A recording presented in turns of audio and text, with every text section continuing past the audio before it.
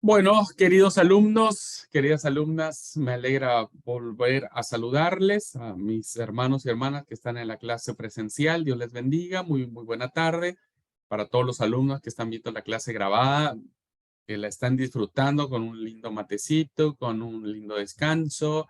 Que bueno, aprovechen la clase, el tiempo, el aprendizaje. Desde aquí un gran abrazo y muchas bendiciones para todos ustedes. Bueno, vamos a iniciar la clase. No sé si pudieron, hermanos, darle una repasada a la última clase, si estuvieron presentes, si más o menos tienen una idea. Entiendo que no necesitan aprenderse todos los datos que vimos, ¿no es cierto? Son muchos, pero al menos tener una idea de cómo es el tema de la línea de eventos históricos más importantes que se narran durante todo el recorrido del texto del Antiguo Testamento.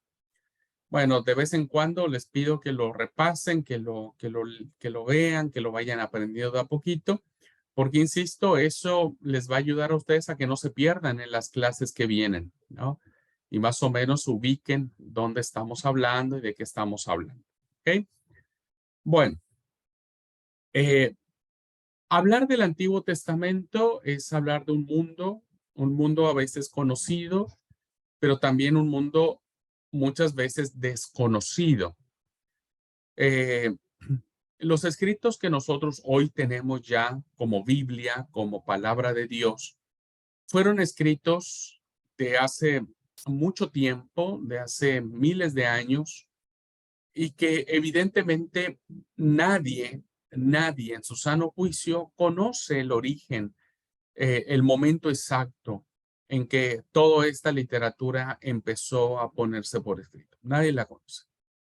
Solamente vamos conociendo un poco, rescatando algunos datos que nos enseñan, que nos iluminan un poquitito, una idea más o menos clara de cómo todos estos libros, toda esta literatura vino a ser lo que ahora es. Así que esta clase vamos a abordar mucho más profundamente los datos, ¿no? ¿Qué evidencias tenemos de cómo el texto sagrado del Antiguo Testamento, pues vino a dar luz? Es lo que ahora nosotros conocemos que es, ¿ok? Así es que bueno, voy a irme un poco despacio, pero sin prisa, para que podamos aprender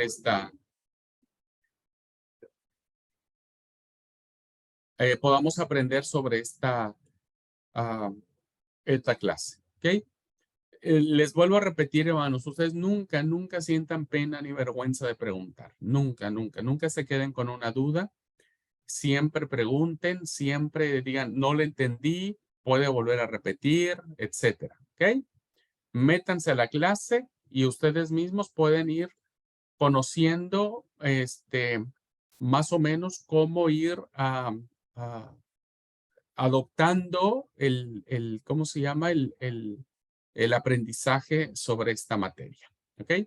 Así es que bueno, pues vamos a iniciar con este recorrido que tiene que ver con cuáles son, cuáles fueron las evidencias que el texto sagrado nos da, que el texto sagrado nos brinda para la composición del Antiguo Testamento. Vuelvo a repetir, ¿no es cierto?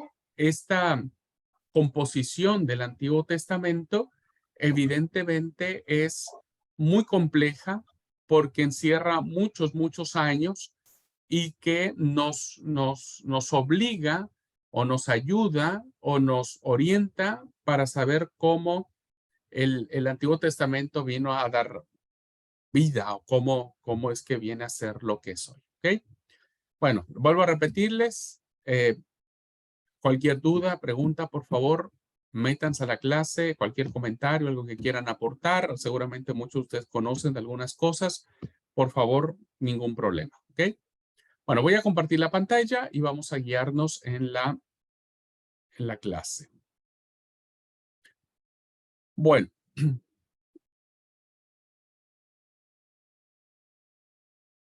Avísenme, por favor, si ya se mira la clase en sus pantallas. ¿Sí? ¿Se mira? Ok, listo. Gracias. Sí, sí. Bueno, muy amable, gracias. Bien. Arqueológicamente, hermanos, arqueológicamente, no existen datos o evidencias de que haya habido haya existido el pueblo de Israel, ¿no es cierto? En pruebas extrabíblicas. Es decir, que lo que nosotros sabemos de Israel, pues lo sabemos gracias al texto sagrado, ¿no? Pero pocas veces o pocas cosas o pocas menciones tenemos sobre que haya existido un pueblo, una nación, un grupo de personas que se hayan denominado como israelitas, ¿no? Eh, Hay un gran descubrimiento, porque muchos, como no había evidencia arqueológica que demostrara, extrabíblicamente hablando, que demostrara que Israel hubiese existido, hubo un gran descubrimiento, hermanos, donde tenemos la primera mención de Israel como pueblo en lo que se le conoce como la estela de Mermertá o Mefertá, que está datada en el siglo XII antes de Cristo. Y en esta estela, como ustedes ven, esta es la estela de voy a poner la palabra porque si no, no me sale. Merneftá. La estela de Merneftá, hermanos, es un documento, diríamos, tallado en piedra, con jeroglíficos, evidentemente, que era la forma de comunicación que se tenía en la antigüedad, que narra los hechos y los sucesos de el hijo de Ramsés II, que está datado básicamente entre el 1213 y 1203 antes de la era cristiana. Y dentro de esta estela o de este documento, de todos estos jeroglíficos que nosotros encontramos en este documento, diríamos documento en piedra, aparece una línea, aparece una frase que dice de la siguiente manera: y Siriar está derribado y yermo no tiene simiente. Que traducido, y Siriar vendría a ser Israel.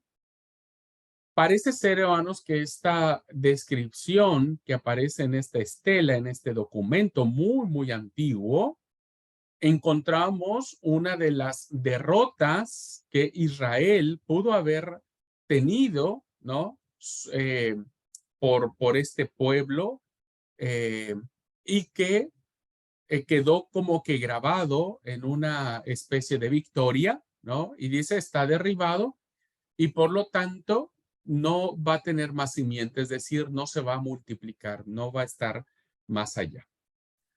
Bueno, traigo esto a la clase para hacer notar que si bien es cierto, no abundan las referencias extrabíblicamente hablando de otros pueblos, de otras culturas y demás sobre Israel, es muy probable, hermanos, que, como sucede en todos los libros de historia, solamente ¿cómo es? Se escribe la historia de los vencedores, ¿no? Entonces, si yo escribo mi historia, nunca voy a escribir mis derrotas o mis fracasos, ¿no es cierto? Siempre voy a escribir mis victorias y más en este tipo de culturas, más en este tipo de personajes o de imperios, ¿no? Nunca van a escribir sus derrotas, ajá, pero sí sus victorias. Por eso encontramos la denominación esta que aparece en una de las líneas de la estela de Merneftá, que dice que Israel está derribado y yermo no tiene simiente. Este dato fue muy valioso para los estudiosos bíblicos para demostrar la existencia efectivamente de un pueblo llamado Israel y que vendría a confirmar en un, no en un 100%, pero en una situación muy, muy fuerte, muy poderosa, que existió un pueblo llamado Israel.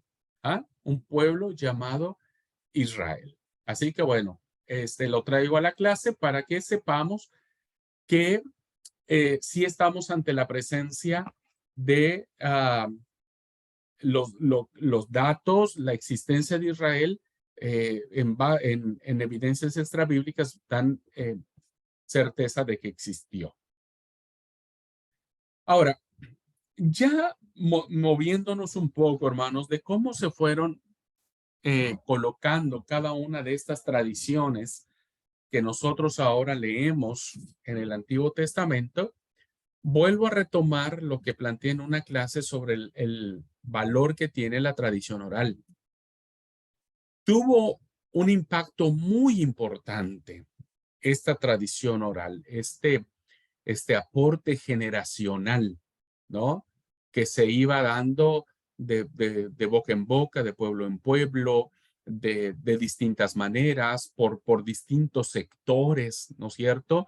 Que fueron dándose, ya sean los de sacerdotes, de cantores, ya sea de nómades del desierto, en fin, de todo un grupo de personas que vino trayendo, acumulando como un tesoro muy valioso este tipo de relatos que venían siendo su identidad nacional, ¿no es cierto? Que venían siendo su piedra fundacional como pueblo. Por eso leemos los relatos de Abraham, de Isaac, de Jacob, de José, de Moisés, etcétera, etcétera. Es muy probable, como dije, que estas tradiciones orales tuviesen que ver con el origen del mundo, cómo ellos empezaron a tener la cosmovisión de que el mundo se formó y entonces en la medida en que el pueblo se iba analizando cómo las otras culturas con las que ellos se rodeaban, cada cultura tenía su historia de cómo el mundo se había formado. Entonces Israel empieza a formar su propia conciencia, ¿no? De cómo surge el mundo. Hay cantos de victoria muy antiquísimos. Ahora les voy a presentar cuáles son los cantos más antiguos que existen en el texto sagrado. Los aspectos cultuales, lo que tiene que ver con el templo, tuvo un peso muy importante, primero en el tabernáculo, ¿no es cierto? El tabernáculo que se arma o que se construye, diríamos, en el Sinaí, cuando Dios da sus mandamientos, va a ser muy importante los aspectos del culto, del culto. Y los levitas tendrán una participación importante, los de la tribu, los aronitas o de la tribu, perdón, no de la tribu, de la figura de Aarón, también tendrán un peso muy importante. Y sobre todo, hermanos, los aspectos políticos de Israel. Los aspectos políticos son muy importantes. Recuerden ustedes que cuando se instaura la monarquía, ¿no es cierto? La monarquía tiene la función de ser como gobernantes. Ajá. En el monarca está, el monarca legislaba, el monarca aplicaba la ley, el monarca era en última instancia, pues el todo, ¿viste? Todo estaba en el monarca. Llámese Saúl, llámese David, llámese Salomón, llámense después los distintos reyes de los distintos reinos, ¿no es cierto? Al parecer, no fue, le vuelvo a repetir, hermanos, no tenemos un dato muy, muy fuerte, pero al parecer los indicios nos marcan que fue hacia finales del siglo X, principios del siglo XI, donde empieza ya todas estas tradiciones orales a ponerse por escrito. En estos siglos, hermanos, ya estamos ante la presencia de los dos reinos, ¿no? Estamos ante el apogeo de los dos reinos, del reino del norte, del reino del sur.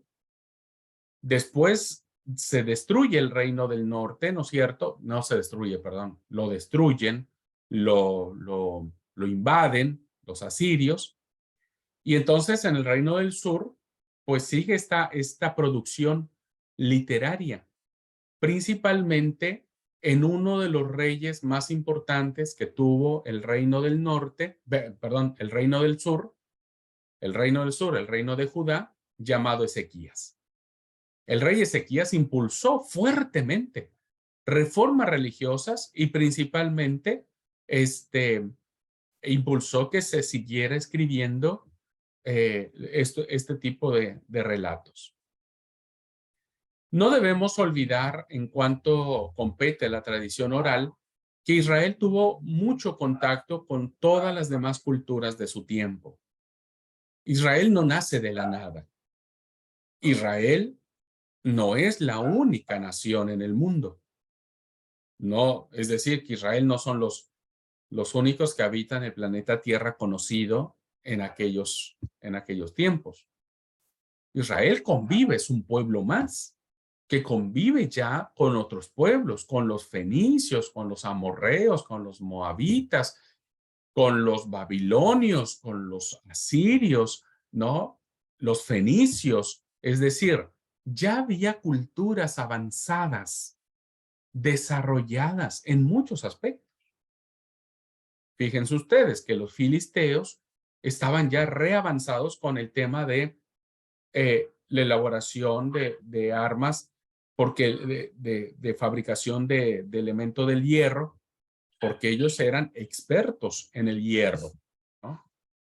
Entonces, fíjense cómo Israel se inserta, ¿no es cierto? Se inserta en medio de todas estas culturas y entonces se dan cuenta que estas culturas pues van a, ¿cómo diría? Van poniendo por escrito, van a, se me fue la palabra, van, sí, poniendo por escrito, a, se me fue la palabra. Van haciendo, hermanos, que su identidad no se pierda, ¿no?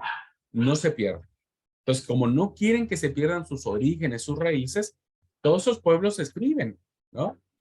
Y por lo tanto, motivan a Israel a contar por escrito también su propia historia. Y de ahí empieza a impulsarse la tradición escrita. La tradición escrita. Bien. Tenemos algunos ejemplos, hermanos, de tradiciones orales que se vinieron dando, ¿no? De boca en boca, que se vinieron perfeccionando, que se vinieron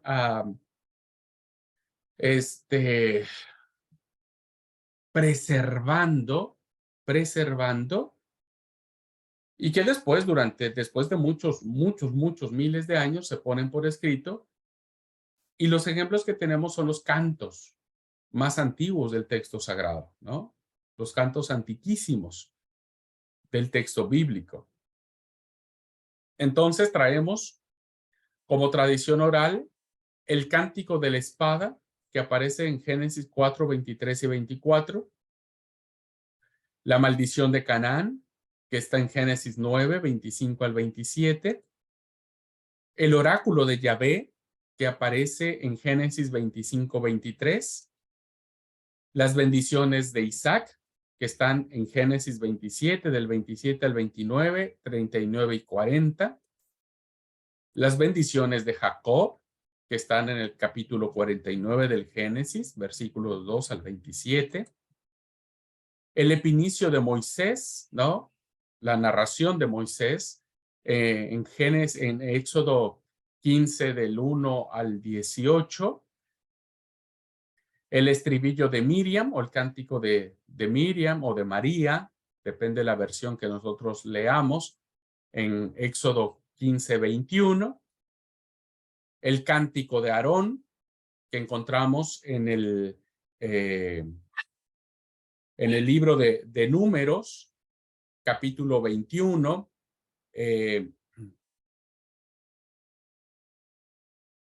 versículos 14 y 15. Tenemos el Cantar del Pozo, registrado en Números 21, 17 al 18. Y tenemos los poemas de los romanceros o de los cantores que aparecen en Números 21 del 27 al 30. Son algunos ejemplos, hermanos. Aquí Epinicio, para los que eh, les suene rara la palabra, ¿no es cierto? Es un canto de victoria o un himno triunfal que se entonaban en la antigüedad. Y aquí es el canto de victoria que nosotros encontramos en boca de Moisés cuando cruza el mar, el pueblo de Israel cruza el mar Rojo por tierra seca. Todos estos cantos, hermanos, estas palabras, y sí, cantos que aparecen en el texto sagrado del Antiguo Testamento, principalmente de la Torá, son que se han identificado como los más antiguos. Son aquellos que se vinieron trayendo de generación en generación, ¿no es cierto? Y que después ya se fueron uh, retocando, se fueron elaborando y reelaborando para ponerlo en boca de los personajes que ya sea de Isaac o de Jacob o de Moisés o de Aarón o de Miriam, etcétera. Son porciones muy valiosas. No las vamos a leer ahora, léanlas ustedes en casa, pero valórenlas como lo más antiguo que nosotros tenemos del texto sagrado. Ahora, no todo, hermanos, no todo lo que aparece en el texto bíblico, ¿no es cierto? Es todo lo que Israel produjo literariamente. A veces nosotros pensamos que lo único que escribió Israel durante todo su existencia es lo que aparece en estos 39 libros del Antiguo Testamento. Pero la verdad, hermanos, es que Israel tuvo una producción literaria muy abundante, muy prolífera. Israel escribió muchas cosas que desafortunadamente en el tiempo, estas se han perdido. El mismo Antiguo Testamento nos menciona libros que existieron en Israel, que se escribieron en Israel, que los leyó el pueblo de Israel y que desafortunadamente ahora nosotros no tenemos. No sabemos dónde están, son libros que se han perdido en el tiempo, pero que sabemos que existieron, porque dan muestra de eso los mismos libros canónicos del Antiguo Testamento. ¿Cuáles son unos de ellos, hermanos? ¿Cuáles son los libros que se perdieron y que ahora nosotros ya pues no sabemos ni qué decían, ni dónde están, ¿no es cierto? Pero existieron. Tenemos el libro de las guerras de Yahvé, o los libros de las guerras de Jehová, que aparecen en Números 21, 14 al 15. Dice Números, dice, por tanto, se dice en el libro de las batallas de Jehová, lo que hizo en el Mar Rojo, los arroyos de Amón, etcétera. Había un libro que se llamaba de las batallas de Jehová, pero, insisto, no sabemos qué fue de ese libro, ni qué más decía, solamente nos da un fragmento. Lo que aparece en el versículo 14 y 15 es el fragmento de lo que existía en ese libro llamado Las batallas de Jehová. Ajá. Y que el autor de Números, quien escribió esta parte, tenía el libro frente a él o conocía de este libro y lo único que hizo es transcribir el libro. ¿Qué decía el libro de las batallas de Jehová? Lo que hizo en el Mar Rojo y los arroyos de Amón y a la corriente de los arroyos que va para arenar y descansa en los límites de Moab. Eso decía este libro de las guerras de Yahvé, pero más no sabemos, solamente tenemos ese pequeñísimo fragmento de lo que tenía este libro.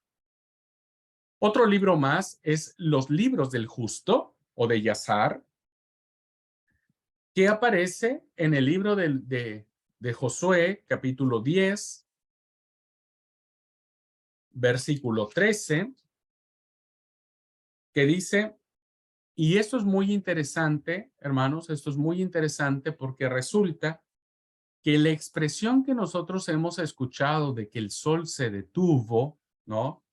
Dice sol, detente en Gabaón y tu luna en el valle de Ajalón, y el sol se detuvo y la luna se paró hasta que la gente se hubo vengado de sus enemigos, perdón. Este fragmento poético, por cierto, este es un poema, este es un poema de que el sol se paró, ¿no?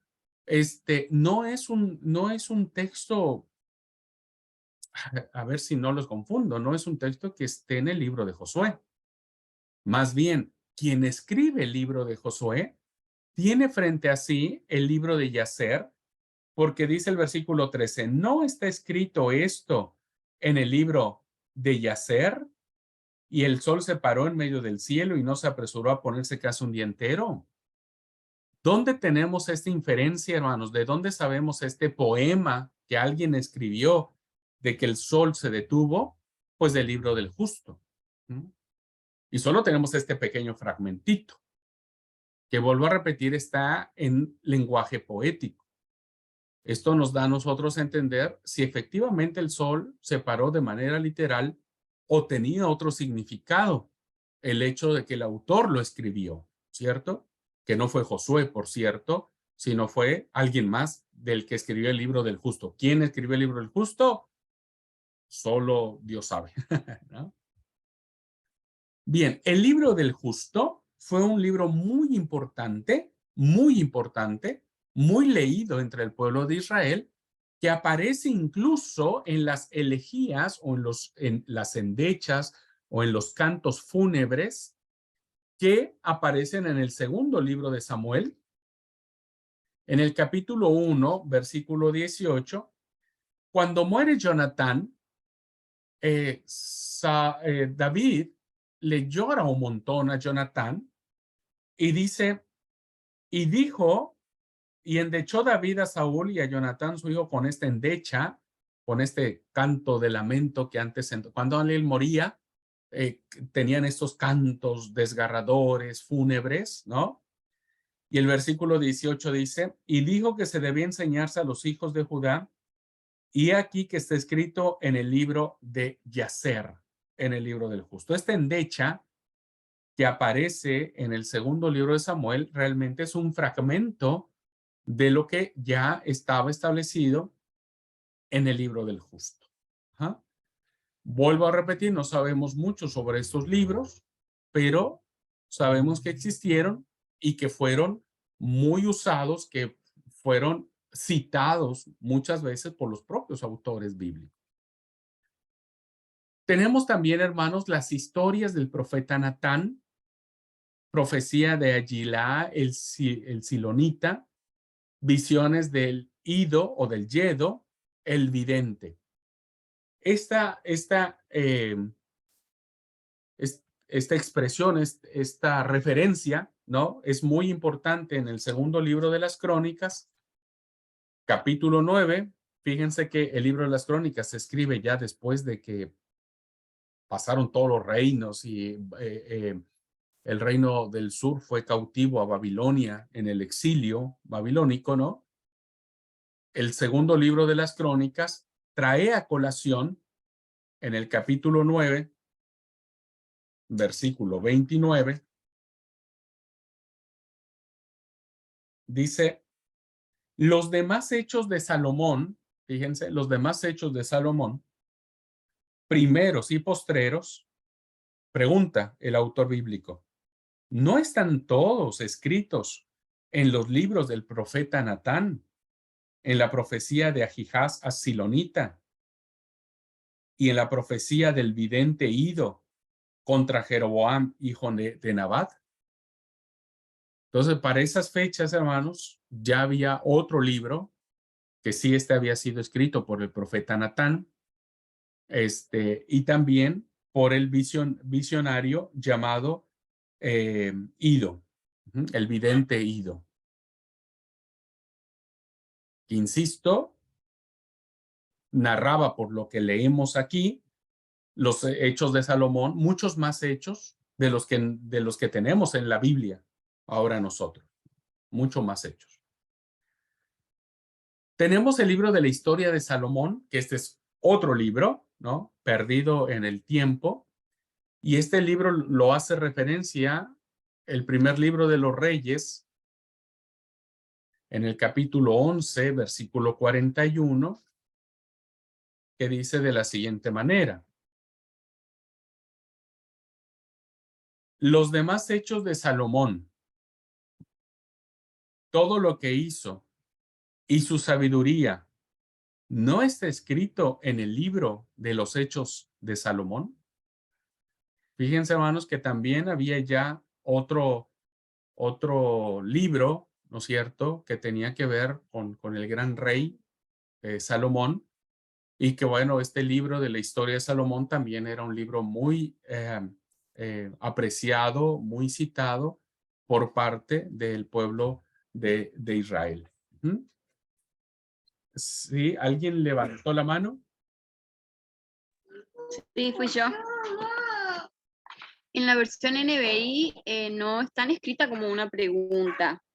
¿Usted la lee como una pregunta porque están escritos así en otras Biblias o...? Sí, en la versión que tengo, la Reina Valera, está escrito en pregunta. ¿Quieres leer el versículo, por favor? El versículo ¿Cómo te 41, aparece? Ajá. ¿sí? Los demás acontecimientos del reinado de Salomón y su sabiduría y todo lo que hizo están escritos en el libro de las crónicas de Salomón. Sí, esta referencia que hace la traducción, otras traducciones, cuando se hace en tono de pregunta, es solamente para confirmar que efectivamente estos hechos están escritos en este libro, cuando se hace en tono de pregunta. Ya las traducciones distintas a la Reina Valera ya no lo plantean como pregunta, sino directamente lo afirman. Directamente lo afirman. Ya no lo hacen como pregunta para confirmar, directamente lo confirman. Pero pasa mucho por el tema de las traducciones. Gracias por la observación, Tati. Bueno, un libro más, hermanos, tenemos otro, que es el libro de las crónicas de los reyes de Judá, que aparece en el primer libro de los Reyes, también capítulo 15, versículo 7. Incluso si ustedes leen todo el libro de los Reyes, van a encontrar este libro de manera repetida, porque dice: los demás hechos de Abiam y todo lo que hizo, ¿no está escrito en el libro de las crónicas de los reyes de Judá? Cuando tenga que ver con los reyes del reino del sur, recuerden que es Judá, va a haber un libro llamado Las Crónicas de los Reyes de Judá, un libro diferente a nuestras crónicas. Un libro diferente, no es el mismo libro de las crónicas que nosotros tenemos en la Biblia, es otro libro de las crónicas, que va a hablar sobre los reyes del reino del sur, de Judá, y vamos a encontrar otro libro de las crónicas, pero de los reyes ahora del reino del norte, del reino de Israel. Por eso en el capítulo 15, versículo 31, dice: los demás hechos de Nadab y todo lo que hizo, ¿no está escrito en el libro de las crónicas de los reyes de Israel? Aquí claramente vemos la diferencia entre el reino del sur y el reino del norte. Libros, estos dos últimos que, como dije, no son nuestros libros de primera y segunda de las crónicas, eran otros libros, ¿no?, que aparecían otros datos, otros hechos, y que desafortunadamente ya no los tenemos. Y finalmente tenemos el libro de Jehová o el libro de Yahvé. Este es un libro que ya circulaba o que estaba muy presente en la época de los profetas, cuando Isaías profetiza, ¿no es cierto? Estamos hablando del profeta Isaías histórico, que dice en el capítulo 34, versículo 16, que él conocía un libro, ¿no es cierto?, que dice, que se llama así, el libro de Jehová o de Yahvé. Dice el versículo 16, inquirid, ¿no?, en el libro de Jehová y leed si faltó alguno de ellos. Inquirid, es decir, preguntar en el libro, o mirá o fíjate en el libro de Yahvé o en el libro de Jehová sobre estas situaciones. Entonces también había un libro que se llamaba de esta manera y que tenía muchas más cosas que lo que ahora nosotros conocemos en el texto sagrado. ¿Qué quiero decir con esto, queridos hermanos, queridos alumnos? Pues que evidentemente la producción literaria de Israel no se circunscribe o no se acota solamente a los 39 libros que nosotros tenemos como sagrados. Hubo muchos más. ¿Por qué no se consideran sagrados esos libros? Porque no los tenemos, porque se perdieron en el tiempo. Es muy probable que si esos libros hubieran pervivido, si esos libros hubiesen sobrevivido al paso del tiempo, es muy probable que hoy también estarían dentro del canon bíblico. Pero al perderse, ya sea porque no hubo diligencia suficiente para copiar o para transcribir estos libros, o sea que por los que hubo y el material que se utilizaron, pues pronto se echaron a perder o se destruyeron o se quemaron o se perdieron, pasaron mil cosas, pero no los tenemos. Pero vean ustedes cuán importante para Israel era escribir todo lo que tenía que ver con su historia. Muy bien. Ahora, vamos a ver un poco, ya en el texto sagrado, ya en nuestros libros canónicos, la evidencia interna de cómo empieza a darse este proceso, cómo se da, cómo se vive, ¿no? Cómo se vive en el pueblo. No podemos ir hasta el génesis, hasta el origen de todo este movimiento, pero sí podemos identificar al menos los datos que la Biblia misma nos da de cómo se dio este proceso de poner por escrito, ¿no es cierto? De poner por escrito todo esto que ahora nosotros ya leemos cómodamente y tranquilamente en nuestras Biblias. Bien, el punto más remoto o más antiguo al que podemos ir es en la época de los reyes, que es allí donde tenemos la evidencia por escrito más evidente de cómo se da este proceso. Antes no tenemos evidencia anterior en la época de los jueces, en la época de Moisés, en la época de los patriarcas. No hay una evidencia tan puntual como si la va a existir en la época de la monarquía. Por favor, ¿alguien me ayuda a leer Hechos, Segunda de Reyes, capítulo 22, del 8 al 10? Por favor.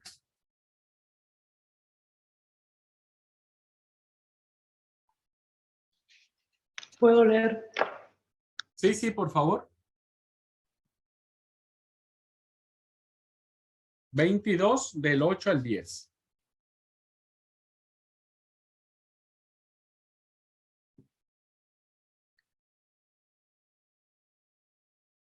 Entonces dijo el sumo sacerdote Hilcías al escriba Safán: he hallado el libro de la ley en la casa de Jehová. E Hilcías dio el libro de Safán y lo leyó. Viniendo luego el escriba Safán al rey, dio cuenta al rey y dijo: tus siervos han recogido el dinero que halló en el templo y lo han entregado en poder de los que hacen la obra, que tienen a su cargo el arreglo de la casa de Jehová. Asimismo, el escriba Safán declaró al rey diciendo: el sacerdote Hilcias me ha dado un libro y lo leyó Safán delante del rey. Muy bien, gracias. Bien, esta evidencia que nosotros estamos leyendo ahora, que aparece en el segundo libro de los Reyes, es el hallazgo, ¿no?, de lo que se le denomina como el libro de la ley. Resulta, hermanos, que el rey Josías, uno de los reyes más queridos, más apreciados y más importantes del reino del sur, llamado Josías, él es realmente el gran reformador del culto a Yahvé, es el gran reformador de la observancia de la ley y la erradicación de la idolatría en la que el pueblo de Israel se había sometido. Resulta que un día él decide o hace un proyecto para remodelar el templo, ¿no?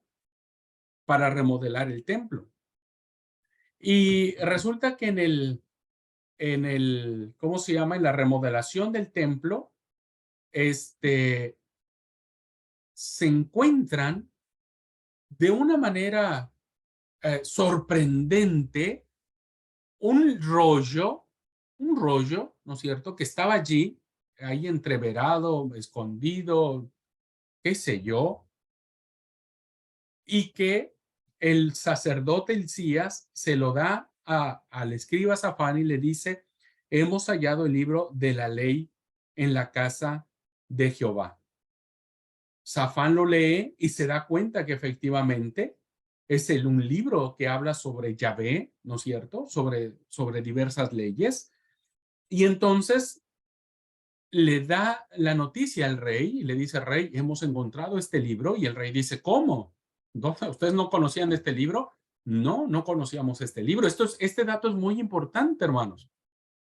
Vean ustedes cómo hasta el mismo sumo sacerdote y hasta el mismo escriba se ven sorprendidos porque desconocían que existía este rollo, ¿no? ¿Cuándo fue escrito? ¿Quién lo escribió? No lo sabemos. Pero se sintieron desconcertados por esta evidencia. Johnny dice: la transmisión oral, ¿de qué, Johnny? Si me precisas, dice, o desconocían solo el contenido del rollo. Ellos desconocían el contenido del rollo. Si se dan cuenta en la expresión que existe tanto del sumo sacerdote como del escriba, el desconcierto está en los dos. El desconcierto está en haber encontrado un libro de la ley de Yahvé o de la ley de Jehová, y el desconcierto está en el contenido del libro. El desconcierto está en esas dos cosas y el desconocimiento estaba en esas dos cosas. La tradición oral, recuerden que juega un papel importante, pero no viene toda la tradición oral en cascada. No viene toda la tradición oral en un bolso, ¿no?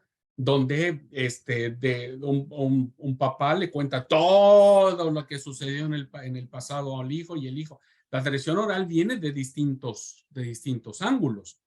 Y parece ser que esto en específico no había llegado a oídos al menos ni de Hilcías, ni de Safán, inclusive ni del mismo rey Josías, ¿no? Por eso, nosotros miramos, en la Biblia de Jerusalén dice, en esta versión de la Biblia de Jerusalén dice: el sumo sacerdote Hilquías dijo al escriba Safán: he hallado en el templo de Yahvé un rollo de la doctrina. Así lo traduce la Biblia de Jerusalén. O sea, encontré un rollo, ¿no? Y entonces, quien lo lee es Safán, el escriba. Y entonces el secretario Safán le dice al rey, y el rey le dice: léemelo, porque yo no tengo ni idea. Si ustedes siguen leyendo el capítulo, el restante, el capítulo 22, se van a dar cuenta. la sorpresa, el asombro que tiene el rey y todo el pueblo, porque el pueblo desconocía. Tan es así que Josías manda a reunir todo el pueblo para que la ley, este libro que se ha descubierto de una manera sorprendente y sorpresiva, el pueblo ahora lo pueda leer. Y el pueblo estaba maravillado. El pueblo estaba anonadado de esta situación. Ahora, ¿qué sería este libro de la ley, hermanos? ¿Qué sería? Es muy probable que este libro que aparece en escondido, oculto, haya sido un documento que alguien escribió siglos atrás. Recuerden que estamos en la época monárquica. Recuerden que ya estamos en la época de Josías. Recuerden que ya no existe más el reino, siglo y medio más o menos, el reino del norte ha dejado de existir, ¿no? O sea, estamos ante el siglo X más o menos de la era antes de Cristo, ¿no? Parece ser que el documento que encontraron estos personajes en el templo fue una edición primaria del Deuteronomio. Toda vez que para esas fechas no existía el Pentateuco o la Torá o la ley, tal y como la conocemos hoy en día. Un dato muy importante a rescatar en esta evidencia interna, hermanos, es que si se dan cuenta, no dice que encontraron la ley de Moisés. La expresión la ley de Moisés en el Antiguo Testamento se refiere básicamente a toda la Torá, a los primeros 5 libros de la Biblia. Pero no dice que encontraron la ley de Moisés. ¿Qué encontraron? El libro de la ley de Jehová. Si nosotros vemos, y lo vamos a analizar en algún momento cuando veamos Pentateuco, nos vamos a dar cuenta, hermanos, que el Deuteronomio efectivamente son un cuerpo legal. Es un cuerpo legal. Son disposiciones legales, ¿no? Son varios cuerpos de leyes que se escriben, ¿no es cierto?, como un sustento de la teología de la cual el pueblo de Israel se va a sostener. Por eso el libro del Deuteronomio es muy importante, demasiado importante para la teología israelita, porque lo que descubren, al parecer, fue el Deuteronomio. Y esto es muy importante que nosotros lo podamos entender. Déjenme ver si en la siguiente, sí. Vean, por favor, lean conmigo qué dice Deuteronomio capítulo 17. Deuteronomio capítulo 17, 18 y 19. ¿Alguien, por favor, quiere leerlo?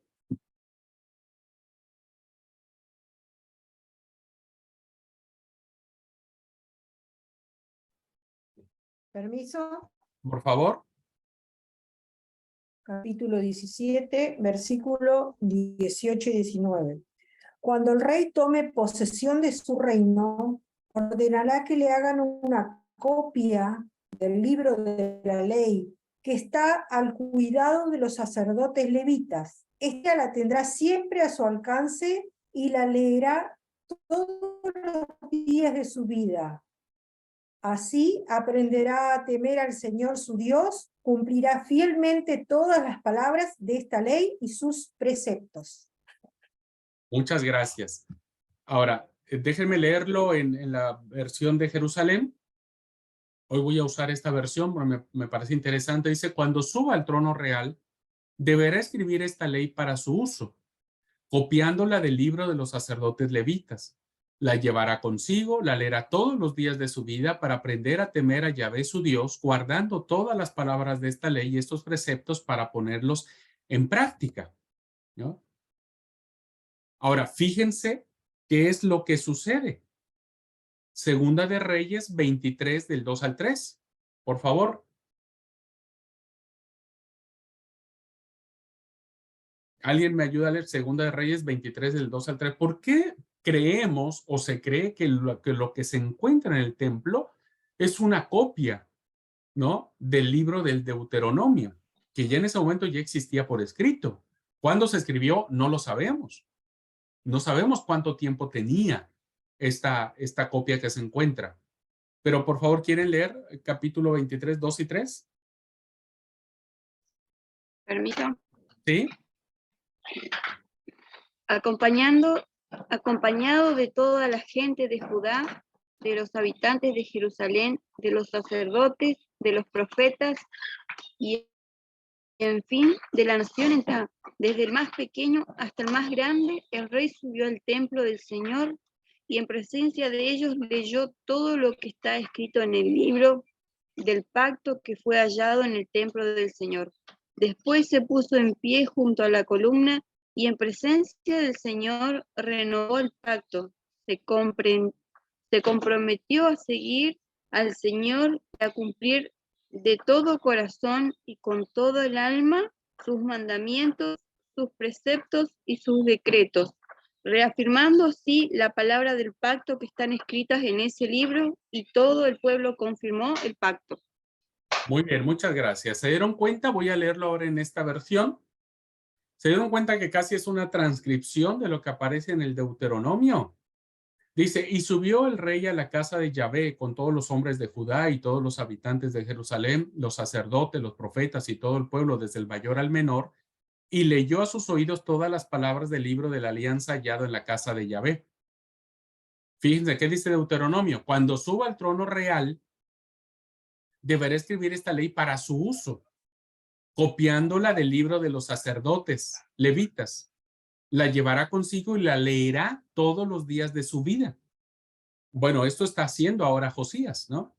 Sigo leyendo, Segunda de Reyes, dice, el rey estaba de pie junto a la columna, hizo en presencia de Yahvé la alianza de andar tras de Yahvé y guardar sus mandamientos, sus testimonios y sus preceptos con todo el corazón y todo el alma, y para poner en vigor las palabras de esta alianza escritas en este libro.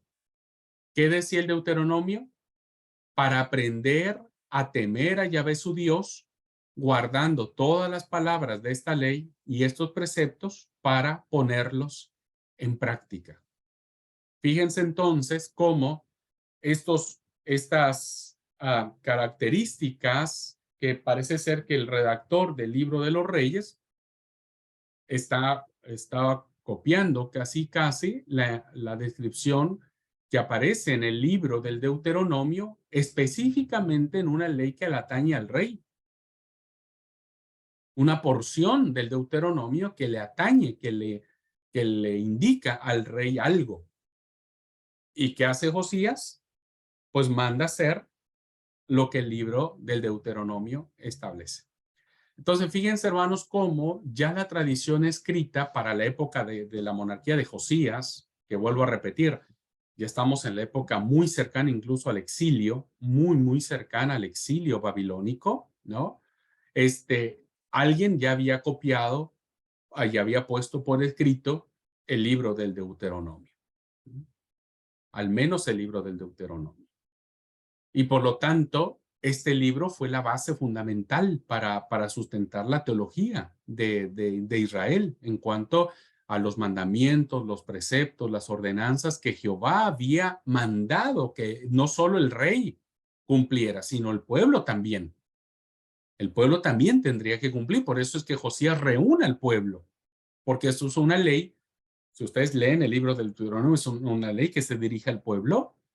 Josías hace lo mismo y reúne al pueblo para llevar a cabo esta reforma religiosa. La reforma de Josías, hermanos, en este capítulo 22-23 es mucho más importante que la de su abuelo Ezequías. Ezequías empezó a hacer una reforma. No sabemos si tal vez fue en la época de su abuelo que se escribió de su bisabuelo, perdón, de su tarabuelo más bien, de su tarabuelo. ¿O no? A ver, padre, abuelo, no, sí, bisabuelo, no, tarabuelo no. su bisabuelo Ezequías. Ezequías empezó con una reforma, hermanos. Ezequías es un rey del reino del sur, Judá. Él empezó con una reforma religiosa, ¿no es cierto?, pero que no logró cuajar. Empezó a derribar los altares de los ídolos falsos, pero no logró derribar todos los altares, dejó algunos por ahí. Y como dejó algunos, pues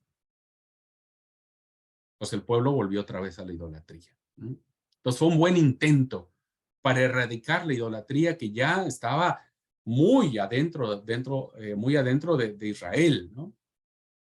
Cuando llega su abuelo Manasés, el rey Manasés fue terrible, hermanos, fue cruel, fue despiadado, fue idólatra hasta más no poder. Fue un rey que, según el testimonio bíblico, ¿no es cierto?, llenó de cabo a cabo la ciudad de Jerusalén de sangre. Él fue un tipo, ¿no es cierto?, que vuelve a edificar los altares que su papá Ezequías había derribado. O sea, muere el papá Ezequías y Manasés dice, bueno, listo, yo vuelvo a hacer mi voluntad, vuelvo a edificar los altares, levanta altares a Baal, hizo una imagen a Será, ¿no?, a los dioses cananitas, pasó por el fuego a sus hijos, consultaba a los agoreros, volvió a poner en el centro de Israel a los adivinos, ¿no?, a los encantadores. Hizo mal el rey Manasés, mucho mal.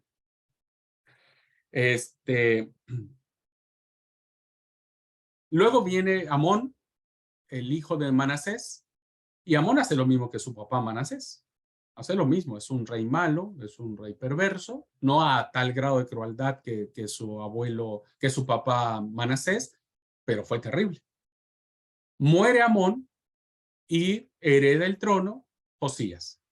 Josías es muy diferente a su papá Amón, a su abuelo Manasés, y quiere emular o quiere repetir lo que hizo su abuelo Ezequías, pero Josías sí lo logra. Josías logra hacer una gran reforma. Él destruye. Cuando él lee lo que está escrito en el libro de la ley de Jehová, en el Deuteronomio, claramente está que no deberían observar, ni adaptarse, ni adoptar ídolos falsos cuando el pueblo pasara el río Jordán. Entonces Josías le hace caso a la ley y dice, ok, hasta ahora vengo sabiendo que esto existía. Listo, va para atrás todo y destruye todo y comienza de nuevo. Por eso el encuentro del documento, y este párrafo es muy importante, hermano, para saber en qué momento empieza a tomar el texto sagrado autoridad.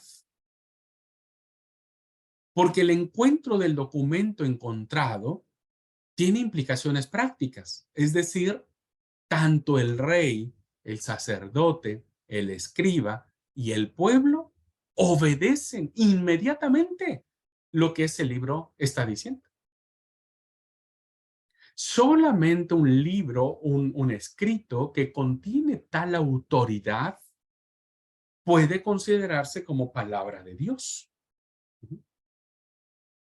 Entonces, vean ustedes que se empieza a notar la autoridad que tiene el texto bíblico en la vida del pueblo, porque el pueblo dijo, sí, haremos, porque lo que se leyó dice, y el pueblo confirmó el pacto.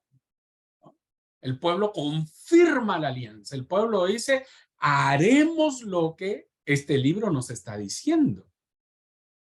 Entonces, fíjense cómo un texto canónico escrito, un texto que tiene autoridad, hace que el pueblo o las personas se sometan a eso. Y ya está hablando de un libro autoritativo. Ahora, lo sorprendente de esto, hermanos, es que es tan poderoso este escrito, es tan autoritativo, que incluso sobrepasa la autoridad del rey. Hermanos, en el reino no había palabra mayor que la del rey. Recuerden que Israel había apostado por una monarquía. Y entonces como había apostado por una monarquía, pues ya el reino, el gobierno era por parte de una persona. Pues incluso el rey se somete a la autoridad de este escrito. Y entonces vamos viendo, hermanos, cómo el pueblo va entendiendo que estos escritos, ¿no es cierto?, son palabra de Yahvé y por lo tanto hay que sujetarse a ello. Es lo que hacemos nosotros hoy. Nosotros creemos que este libro es la palabra de Dios y entonces hacemos todo lo que este libro dice. Nos sujetamos a este libro.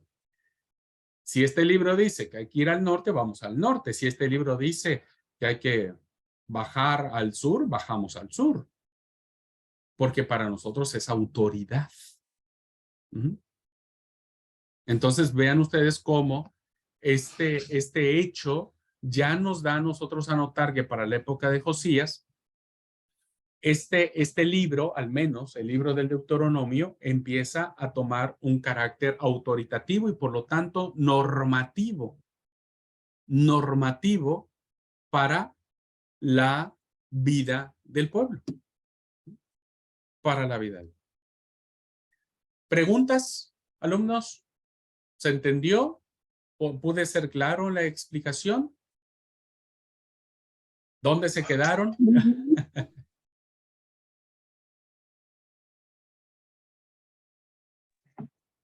Excelente. Muy bien. Se entendió entonces, ¿no es cierto, hermanos? Y si no, hacemos dos cosas. O volvemos a ver la clase grabada o cambiamos de profesor. Yo sé que ustedes que es más fácil cambiar de profesor. Yo lo sé, pero se aguantan, hermanos. Es lo que hay. Por ahora seguimos así.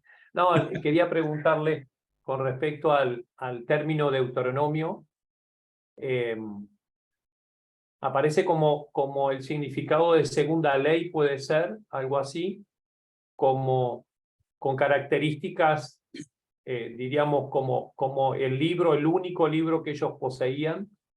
Sería así, como la parte litúrgica. ¿Cómo se podría entender? Como ese era el libro también que tenía que leer el rey. Era como una edición comprimida, pregunto, porque es como que lo leía todos los días. No sé si lo estaría leyendo todo el contenido o era algo más comprimido. Me da la sensación. Bien, muchas gracias, Manuel, por tu pregunta. Es excelente porque me permite plantear dos puntos importantes. La palabra Deuteronomio, esta denominación del quinto libro de la Biblia, se la debemos a la Septuaginta, la Biblia griega, el canon griego.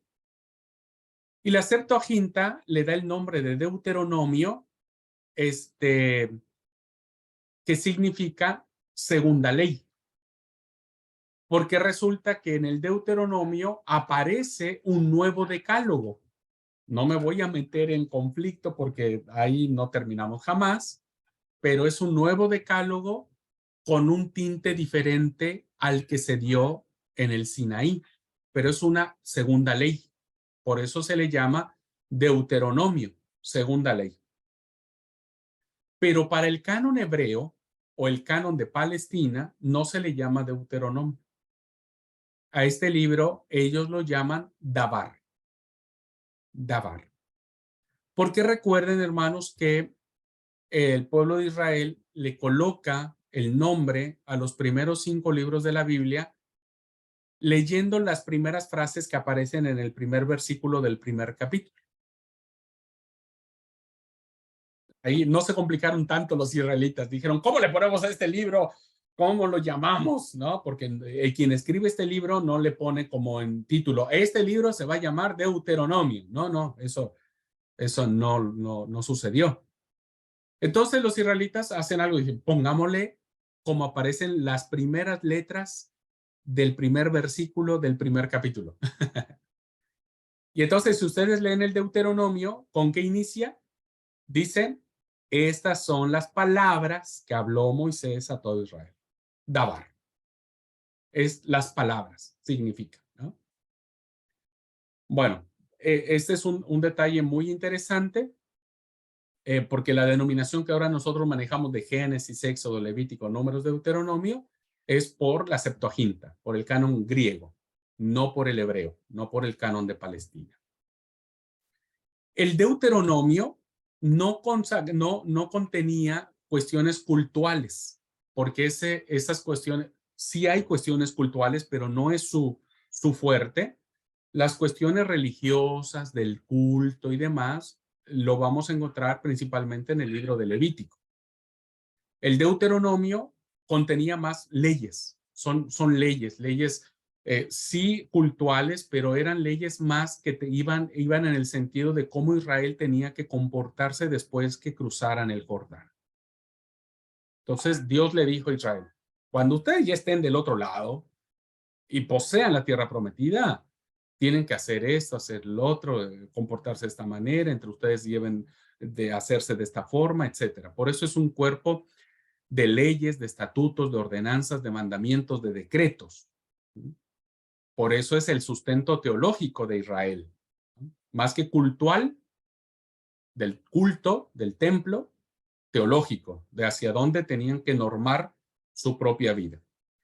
Y este libro que se encuentra en el templo parece ser que es un resumen, es como un condensado, es como un abreviado que se encuentra del libro del Deuteronomio. Posteriormente se irán añadiendo muchos más elementos del Deuteronomio, pero no sabría decirte, amigo, nadie lo sabe, cuánto del Deuteronomio apareció en ese libro que encontró Hilcías. Nadie sabe si encontró todo el libro, una parte, el 20%, el 50%, no lo sabemos. ¿Qué hicieron los reyes al principio, los primeros reyes? Si Saúl conocía de esta ordenanza, David, Salomón, Jeroboam, Roboam y los demás reyes que fueron, tampoco lo sabemos. Lo que sí sabemos es que el Deuteronomio dice que cuando el rey estuviera sentado en su trono, tenía que leer este libro de la ley todos los días. No lo sabemos porque no hay una indicación al respecto en el texto sagrado. Pero este que encontramos es muy probable que haya sido no diría resumen, sino más bien una porción, más que resumen, una porción del libro del Deuteronomio. No sé si contesté tu pregunta, amigo querido. ¿Sí? Ok. Muy bien. ¿Alguien más? Recuerden, estamos manejándonos en supuestos, sobre todo haciendo un comparativo entre lo que dice Deuteronomio y lo que dice Reyes. Hay una clara coincidencia de que eso era. Entonces se entiende que ese libro que se encontró es el libro del Deuteronomio. Pero vamos a seguir adelante, hay más evidencia. ¿Okay? Cuando tengan alguna pregunta, algún comentario, algo que no hayan entendido, hermanos, por favor. Otra evidencia de cómo empieza a darse este proceso de que ya la palabra escrita empieza a ser de peso para el pueblo, ¿viste? Empieza a ser palabra autoritativa, ¿no? Y por lo tanto canónica, ¿no? Y por lo tanto canónica. No significa, hermanos, que alguien se sentó y dijo, bueno, traigan todos los rollos de todos los libros y vamos a decir, este es canónico, es canónico. Este no es canónico, no es canónico. No, fue un proceso en el cual, por lo que vemos en el mismo texto sagrado, es un proceso en el que el pueblo fue dándole esa autoridad. Por eso es que a nadie se le atribuye la arrogancia de decir, yo decidí que libros fueron los sagrados. No. Realmente fue el pueblo y fue un proceso. Bien, veamos a finales del primer templo. Hubo dos profetas muy importantes, hermanos, antes de que el primer templo se destruyera. El templo que construyó Salomón.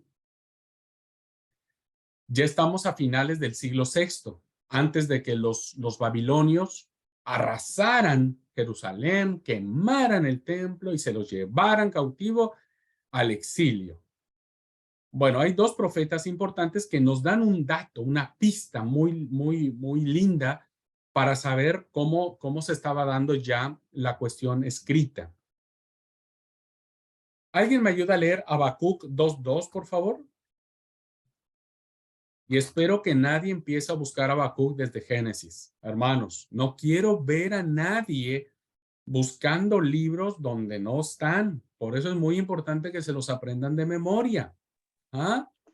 Ojo con eso, hermano. Yo soy re buenito, pero soy re malo cuando alguien me empieza a buscar a Habacuc desde Génesis. No va a encontrar a Habacuc en Génesis. ¿Vamos?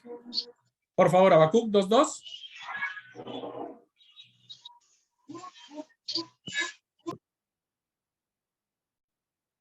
Sí, suegra estaba o alguien abrió su micrófono, no sé quién fue. No sé si... Sí, quería yo leer, pero que lea la hermana.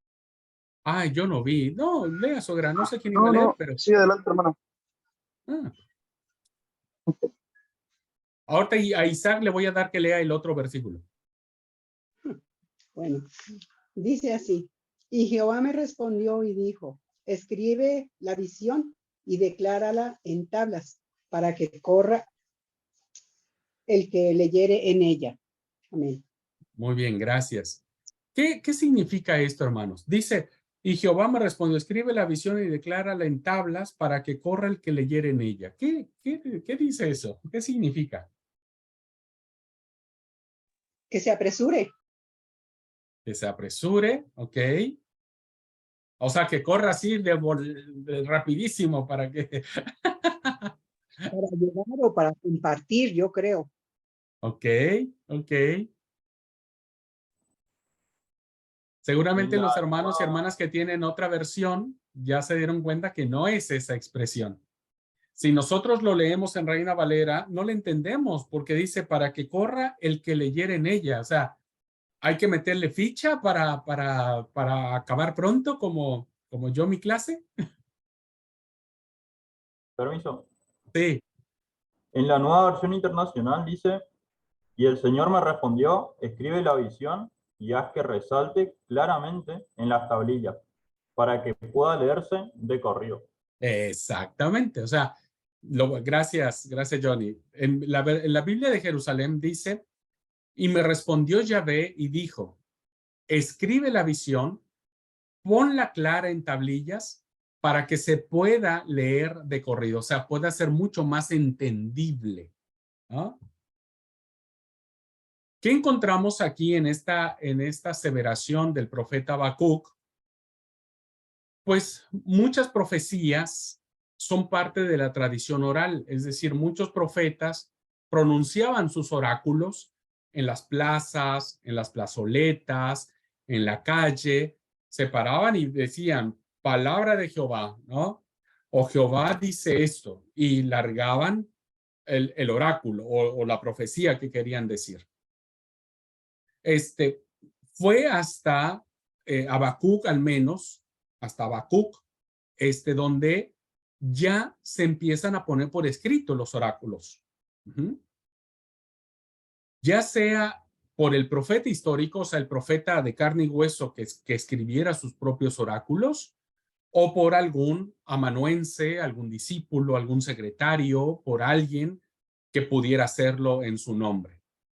Aquí entonces encontramos la mención de que ya los oráculos tienen que ponerse por escrito.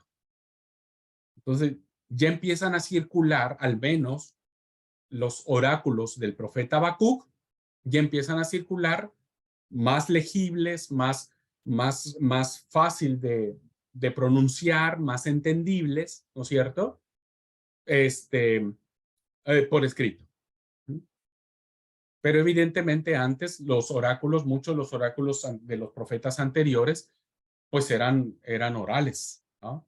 Ya después se vinieron en la tradición oral, se vinieron trayendo hasta que alguien posteriormente las puso por escrito. Pero en este caso, en Habacuc, ya directamente Dios le dice, ponelas por escrito.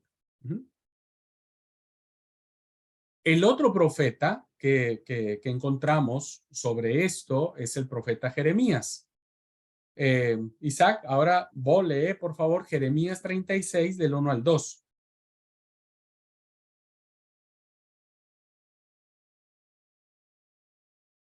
Ay, hermano, yo pensé que iba a acabar hoy mi clase, pero estoy más lejos. Pero bueno, la idea es ir despacito, ¿no? Para que aprendamos. Es Jeremías 36, 1 y 2, ¿verdad? Sí, sí, por favor. Okay. Dice, aconteció en el 4.º año de Josín, hijo de Josías, rey de Judá, que vino esta palabra de Jehová a Jeremías diciendo, toma un rollo de libro y escribe en él todas las palabras que te he hablado contra Israel y contra Judá y contra todas las naciones, desde el día que comencé a hablarte, desde los días de Josías hasta hoy. Muy bien, gracias, gracias amigo. Hay una indicación entonces por parte de Yahvé para que el profeta Jeremías pueda poner en un rollo las palabras que él ha hablado contra los dos reinos, tanto el reino del norte como el reino del sur, desde el día en que Dios se le reveló a Jeremías, ¿no? En la Biblia de Jerusalén dice lo mismo, tómate un rollo de escribir y apunta en él todas las palabras que te he hablado. Ajá. Resulta que Jeremías escribe tal, no vamos a leer todo el capítulo, pero después el rey cuando lo escucha, se enoja, no le gusta, tal, quema el rollo, ¿no? Quema el rollo. Y entonces, perdón, antes de eso, el versículo 4, antes de que el rey quemara el rollo, perdón, no me voy a meter en eso, pero el rey quema el rollo, después vuelve a escribir nuevamente Jeremías el rollo, pero resulta que escribe más cosas de lo que había escrito en la primera ocasión. No sabemos qué escribió en la primera ocasión, pero sí sabemos que reedita el rollo que él escribe después de que fue quemado. Bueno, no nos metamos allí. El versículo 4 dice, llamó pues Jeremías a Baruc, hijo de Nerilías, y apuntó Baruc al dictado de Jeremías todas las palabras que Yahvé le había hablado en un rollo de escribir. Fíjense aquí que vemos con toda claridad la presencia de los escribientes o de los escribas o de los secretarios o de los amanuenses o del discípulo, como quieran llamarlo, ¿no? Como quieran llamarlo, pero el chiste es que hay alguien allí que no es el profeta en persona, sino es alguien a quien el profeta le encarga y le dice, bueno, yo te voy dictando y vos vas escribiendo.